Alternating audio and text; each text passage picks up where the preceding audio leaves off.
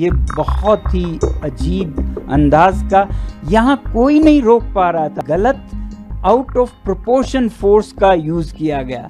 इतना भारी, जैसे दुश्मन को आप जंग में मार रहे हैं, ऐसे अपने नागरिकों को मारना एक अच्छी सरकार की निशानी नहीं है।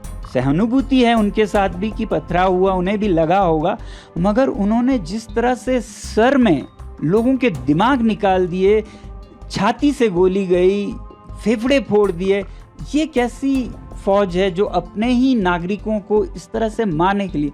4 जानें आपकी वजह से गई? नहीं, मेरी वजह से गई ये कहना गलत होगा। उनकी कोशिश है कि देश को ऐसे दर्शाएं और वो इसमें छुप जाएं।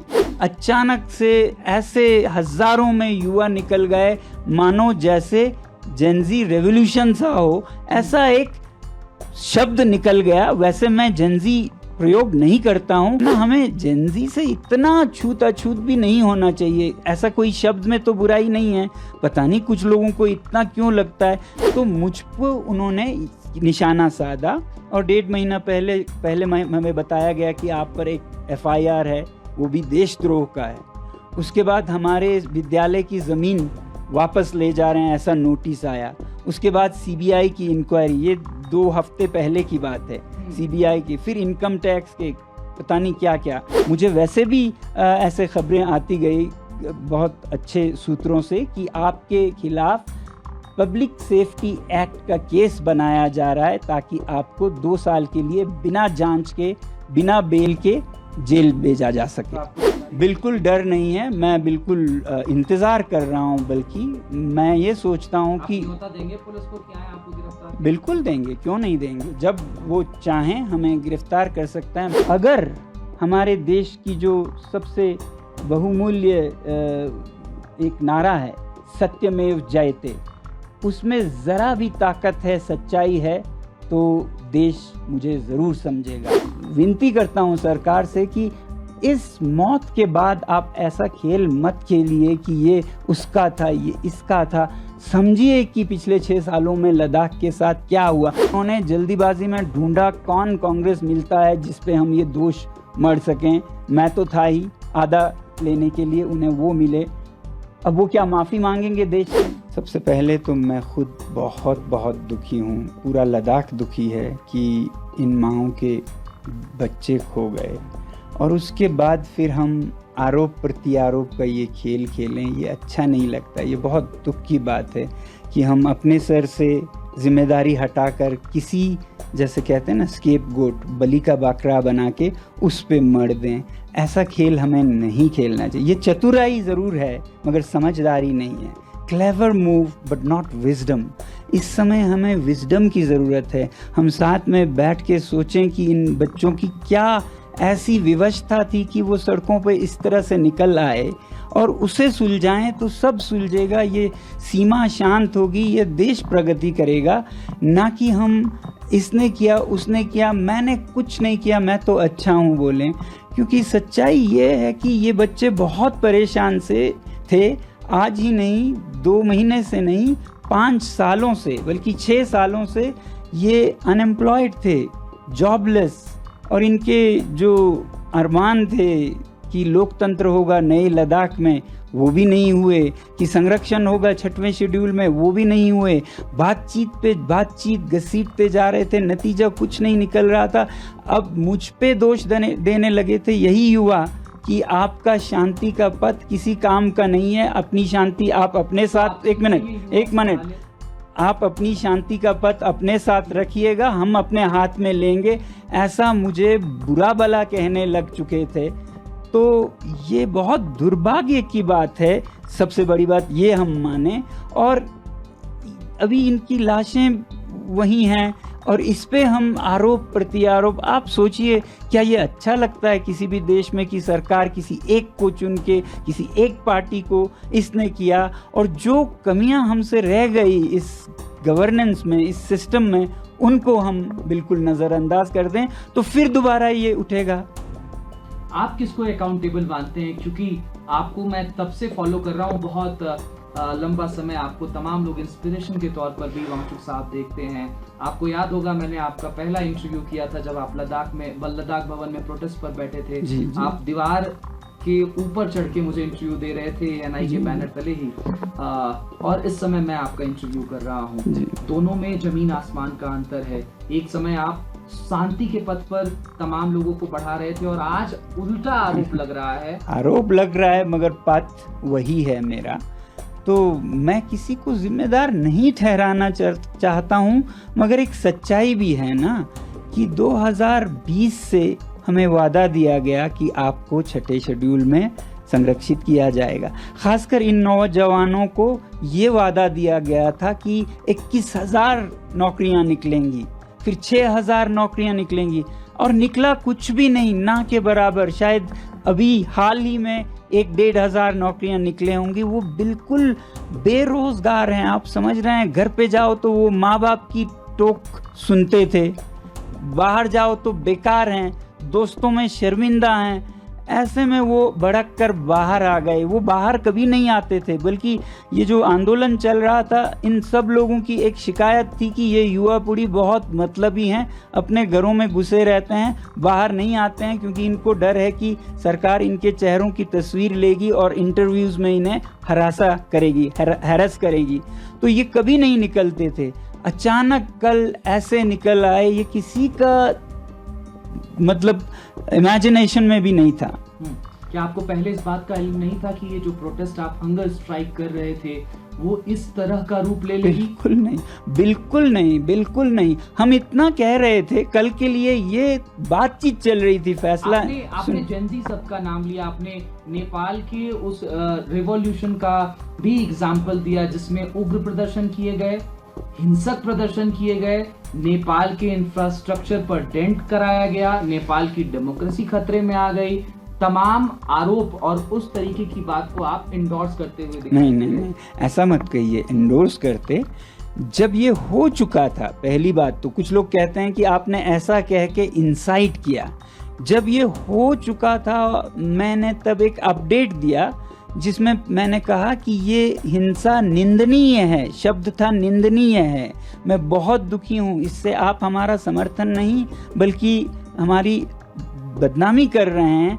और फिर मैंने कहा कि ये अचानक से बिना किसी पहले के उसके अचानक से ऐसे हजारों में युवा निकल गए, मानो जैसे जेनजी रेवोल्यूशन सा हो, ऐसा एक शब्द निकल गया। वैसे मैं जेनजी प्रयोग नहीं करता हूं, अब ये बच्चे खुद को करते हैं तो इसलिए शायद मेरे मुंह से निकला, वरना हमें जेनजी से इतना छूत भी नहीं होना चाहिए। ऐसा कोई शब्द में तो बुराई नहीं है, पता नहीं कुछ लोगों को इतना क्यों लगता है। मैं भी यूज नहीं करता हूं, मगर कल ये मैंने सिर्फ इसका वर्णन करते हुए कहा, ऐसा एक हालात हो गया लद्दाख में जिससे हम सब दुखी हैं।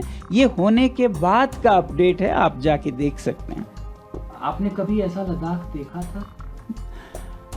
नहीं भी नहीं कहूँगा। जब हम जम्मू कश्मीर में थे तो यूटी का मांग करते हुए ऐसा ही एक हिंसक आंदोलन हुआ था 89 में, 89 में, मगर इस हद का नहीं था। ये बहुत ही अजीब अंदाज का, यहाँ कोई नहीं रोक पा रहा था। आपको पता है आज हमारे जो एपेक्स बॉडी है लद्दाख की, उसका यूथ विंग, उनके लीडर्स को धरपकड़ कर रही है सरकार, घरों से जाके उनको पकड़ रहे हैं। सच्चाई ये है कि वो बेचारे जाकर गाड़ियों से लाउड स्पीकर से उनको मनाने की कोशिश कर रहे थे कि आप ये मत कीजिए, हमारा काम ये नहीं है, मगर उन पे ही पथराव होने का डर था। ऐसा ही हमारे वरिष्ठ नेता थुप्तन जी और सेरिंग जी भी वहाँ गए मैदान में उनको रोकने के लिए। कोई किसी की सुन ही नहीं रहा था, पागलपन सा, भूत सा सवार था उन पे। तो वांगचुक साहब, किसी को गिरफ्तार ना किया जाए, किसी को अकाउंटेबल ना बनाया जाए, किसी के ऊपर अकाउंटेबिलिटी फिक्स ना किए जाए, कहा जाए कि ये सरकार की गलती है? नहीं, ऐसा तो नहीं। हिंसा को तो हम कभी भी सही नहीं ठहरा सकते हैं। कानून को अपना रास्ता लेना चाहिए, कोर्स लॉ जो कहते हैं। तो जो गलत हैं उन्हें सज़ा होनी चाहिए, मगर साथ ही साथ मैं कहूँगा जो फोर्सेस हैं, सहानुभूति है उनके साथ भी कि पथराव हुआ, उन्हें भी लगा होगा, मगर उन्होंने जिस तरह से सर में लोगों के दिमाग निकाल दिए, छाती से गोली गई, फेफड़े फोड़ दिए, ये कैसी फौज है जो अपने ही नागरिकों को इस तरह से मारने के लिए। हाँ, साधारणतः ऐसे रायट्स में आप पैरों पे गोलियां मारते हैं, और जब कभी बिल्कुल खतरा बढ़ जाए, आपकी जान पे आ जाए, तो शूटिंग ऑर्डर्स लेते हैं, तब करते हैं आप। जब आपकी जान पे आए तो आप शूट करेंगे। यहाँ तो किसी भी सैनिक दस्ते का, अर्धसैनिक दस्ते का कोई हताहत नहीं हुए, और इस तरफ से 4 और शायद 2-3 और जाएं, तो आप समझ सकते हैं कि इसमें गलत, आउट ऑफ प्रोपोर्शन फोर्स का यूज किया गया। इतना भारी, जैसे दुश्मन को आप जंग में मार रहे हैं, ऐसे अपने नागरिकों को मारना एक अच्छी सरकार की निशानी नहीं है। वांगचुक साहब, you are now saying that आपको स्केप गोट की तरह इस्तेमाल किया जा रहा है। अब आपकी एनजीओ की सीबीआई प्रोब भी स्टार्ट कर दी गई है। एलिगेशंस हैं कि फॉरेन फंडिंग मिली जो कि माल प्रैक्टिसेस के थ्रू आई। इस चीज़ को कैसे देख रहे हैं? और ठीक जिस तरीके से रिवॉल्यूशन हुआ कल, इतनी जाने गई, उसके ठीक बाद अगले दिन आपके खिलाफ सीबीआई जांच। जी नहीं, सीबीआई जांच अभी नहीं हुई। ठीक अगले दिन एक प्रेस रिलीज देती है गृह मंत्रालय, भारत जैसे महान बड़े देश का गृह मंत्रालय प्रेस रिलीज देता है, जिसमें वो कहते हैं सोनम वांगचुक, सोनम वांगचुक। 3-4 बार सोनम वांगचुक, एक छोटे से इंसान पर वो पूरा दोष मढ़ते हैं। तो ये एक कड़ी का हिस्सा है, ये भी कल का वाला भी एक कड़ी का हिस्सा है। ये कोई 1.5 महीना पहले शुरू हुआ, जबकि लद्दाख के जो चुनाव हैं वो 2 महीने में आने वाले थे। ये वही चुनाव है जिसमें लोग मांग कर रहे हैं कि पिछले चुनाव का वादा पूरा कीजिए अगले में जाने से पहले। पिछले चुनाव का वादा था कि आपको 6वें शेड्यूल में लाएंगे, तो अब लोग मांग कर रहे थे इसे पूरा किए बिना हम आपको नहीं जाने देंगे। उनमें से बड़ी आवाज़ मेरी थी, तो मुझ पर उन्होंने निशाना साधा, और 1.5 महीना पहले हमें बताया गया कि आप पर एक FIR है, वो भी देशद्रोह का है। उसके बाद हमारे विद्यालय की ज़मीन वापस ले जा रहे हैं, ऐसा नोटिस आया। उसके बाद सीबीआई की इंक्वायरी, ये 2 हफ्ते पहले की बात है, सीबीआई की, फिर इनकम टैक्स के, पता नहीं क्या क्या।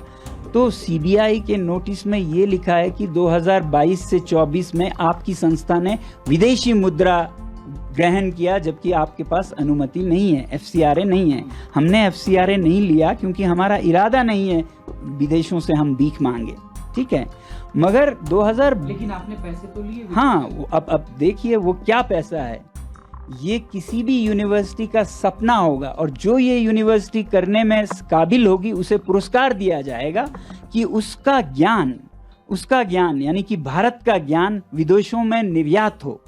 तो हमारे जो पैसिव सोलर हीटेड बिल्डिंग्स है जो हमने लोगों के लिए, इंडियन आर्मी के लिए बनाए, वो अफगानिस्तान में ले जाना चाहते थे संयुक्त राष्ट्र संघ, यूनाइटेड नेशंस, और उन्होंने इसके लिए हमें फीस अदा की। उसी तरह हमारे आर्टिफिशियल ग्लेशियर्स को स्विट्जरलैंड की एक यूनिवर्सिटी और इटली के एक संस्था चाहते थे कि ये प्रोजेक्ट्स में प्रयोग किया जाए। उसके लिए हमें ज्ञान की दक्षिणा, फीस अदा की। वो फीस बाज़ाब्ता टैक्स के साथ है। आप जब चंदा लेते हैं उस पर टैक्स नहीं लगता है। ये सर्विस एग्रीमेंट है जो आपकी एक क्या कहते हैं, इज्जतदार नॉलेज पार्टनर किसी और को नॉलेज सप्लाई करता है। तो इसको फॉरेन कंट्रीब्यूशन नहीं कहते हैं। वो भी समझ गए कि उन्होंने गलती से इसे फॉरेन कंट्रीब्यूशन माना, मगर बंद करने के बजाय अब वो 22 से 24 के बजाय 21-20 कहीं तो कुछ मिले ढूंढने लग गए। फिर हमारे जो छोटे बच्चों का विद्यालय है वहाँ चले गए, उससे मांगने लगे। ठीक है, मांगिए, आपको जो मिले ले लीजिए, मगर मैं ये कहता हूँ कि आपको ये मिलेगा कि यहाँ एक ऐसा विद्यालय है जहाँ के संस्थापक खुद अपनी जेब से विद्यालय को 1-1 करोड़ साल का देते हैं। अब उसका क्या इनाम देंगे वो, ये मैं नहीं पूछना चाहूँगा। इनकम टैक्स के समन्स आ रहे हैं, उन्हें ये नहीं पता है कि लद्दाख क्षेत्र में कोई टैक्स नहीं देता है, टैक्स माफ है यहाँ, फिर भी एक आदमी देता है, वो मैं हूँ, क्योंकि मैं अपना दायित्व समझता हूँ और मैं दे सकता हूँ। तो बिना ज़रूरत के टैक्स देता हूँ। कितने लोग हैं भारत में जो बिना मांगे टैक्स देते हो, उस पर इनकम टैक्स के समन्स मानो ये कह रहे हैं कि आपने क्यों टैक्स दिया। तो ये विच हंटिंग का एक, बदकिस्मती से कहना पड़ रहा है, एक कड़ी सा चला, जिसका आखिरी कड़ी था कल जब हिंसा के बाद पूरा का पूरा दोष सोनम वांगचुक पे डाला। मुझे वैसे भी ऐसे खबरें आती गई बहुत अच्छे सूत्रों से कि आपके खिलाफ पब्लिक सेफ्टी एक्ट का केस बनाया जा रहा है ताकि आपको 2 साल के लिए बिना जांच के, बिना बेल के जेल भेजा जा सके। तो आपको डर है कि अब आपकी गिरफ्तारी? बिल्कुल डर नहीं है, मैं बिल्कुल इंतजार कर रहा हूं, बल्कि मैं ये सोचता हूं कि न्योता देंगे पुलिस को कि आए आपको गिरफ्तार? बिल्कुल देंगे, क्यों नहीं देंगे। जब वो चाहें हमें गिरफ्तार कर सकता है। मैं सोचता हूं कि मेरे जेल में होना देश को ज्यादा जगाएगा मेरे बाहर होने से, क्योंकि देश नज़ारा देखेगा। जो आदमी देश विदेश से भारत के लिए मैग्सेसे से लेके रोलेक्स अवार्ड से लेके 30 पुरस्कार लाता है, 8 तो यूनिवर्सिटीज के ऑनररी डॉक्टरेट्स लाता है, देश का नाम ऊंचा करता है, यहाँ के ज्ञान को निर्यात करता है, और चीन जैसे देशों के खिलाफ बायकॉट चाइनीज प्रोडक्ट्स का मुहिम चलाता है, जो आगे ले जाके सरकार भी उसे आगे बढ़ाती है। उसी आदमी को हम आज ऐसे दोषों में जेल डाल रहे हैं। ये नज़ारा जब वो देखेंगे तब वो समझेंगे कि आज देश कैसे चल रहा है। तो इसलिए मैं सोचता हूँ मेरी देश सेवा की यही एक आखिरी कड़ी रह गई है। वांगचुक साहब, क्या पहले जैसे सोनम वांगचुक बनकर के अब उन तमाम युवाओं के बीच में, लद्दाख वासियों के बीच में, भारत वासियों के बीच में, हमने देखा है आप क्लाइमेट चेंज पर बात करते हैं, आप ग्लोबल वार्मिंग पर बात करते हैं, बड़ी संख्या में युवा आपको फॉलो करते हैं। जब आप विदेशों में जाते हैं, आप एक पोस्ट करते हैं, उस पर मिलियंस लाइक होती हैं। तो you are an youth inspiration sir, लेकिन क्या आपको लगता है कि अब वो क्रेडिबिलिटी उस सोनम वांगचुक की रह जाएगी, क्योंकि 4 जाने आपकी वजह से गई? नहीं, मेरी वजह से गई ये कहना गलत होगा। उनकी कोशिश है कि देश को ऐसे दर्शाएं और वो इसमें छुप जाएं। ये कोशिश है। देश के लोग इतने बेवकूफ नहीं हैं। आप समझ सकते हैं कि देश के लोग इतने नहीं हैं कि जो उनको खिलाया जाए वो पी जाएं, खा जाएं। देश जरूर समझेगा कि सच्चाई क्या है। क्या पुराने वाले सोनम वांगचुक की तरह, जैसे आप दिल्ली में बैठ जाते थे प्रोटेस्ट करने, आप तमाम जगहों से वो इंफॉर्मेटिव चीजें डालते थे, आप हंगर स्ट्राइक पर बैठ जाते थे, क्या आपको लगता है कि अब उसी तरीके से लद्दाख वासी, देशवासी आप पर भरोसा करेंगे उस पुराने वांगचुक की तौर पर? देखिए, लद्दाख वासी तो और भी 10 गुना करेंगे, क्योंकि उन्हें सच पहले से ही पता है। देशवासियों को जैसे जैसे पता चलेगा वो भरोसा करेंगे, उससे भी ज्यादा पहले से भी, क्योंकि अब तो ये 75 कठिन परीक्षणों से परखा हुआ सोना है। कल तक तो ये सोना है बोलते थे, मान लेते थे। अब उन्हें दिखेगा कि ये सोना कहीं गलता नहीं, पिघलता नहीं, बर्फ में हो चाहे आग में हो, ये खड़ा रहता है।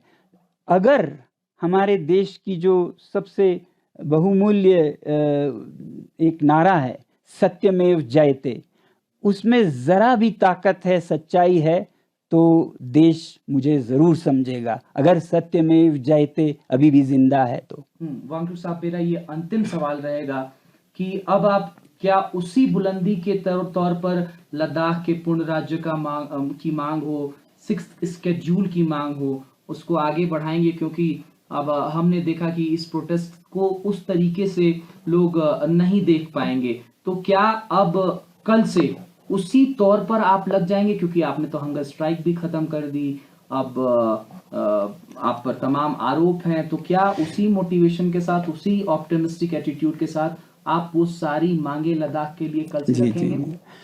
पहली बात, अगर हमने, आप रखेंगे एएनआई पर? जी, अगर हमने अनशन बंद किया वो देश हित में, लोगों के हित में किया, कि अगर इतना उपद्रव हो रहा है तो ऐसे में हम अनशन ही हटा देंगे, क्योंकि इस उपद्रव के पीछे युवा का डर था कि ये अनशन वालों को कुछ हो ना जाए, इसलिए वो भड़क गए थे कि 14वें दिन पे 2 लोग अस्पताल चले गए, ले जाना पड़ा गंभीर स्थिति में।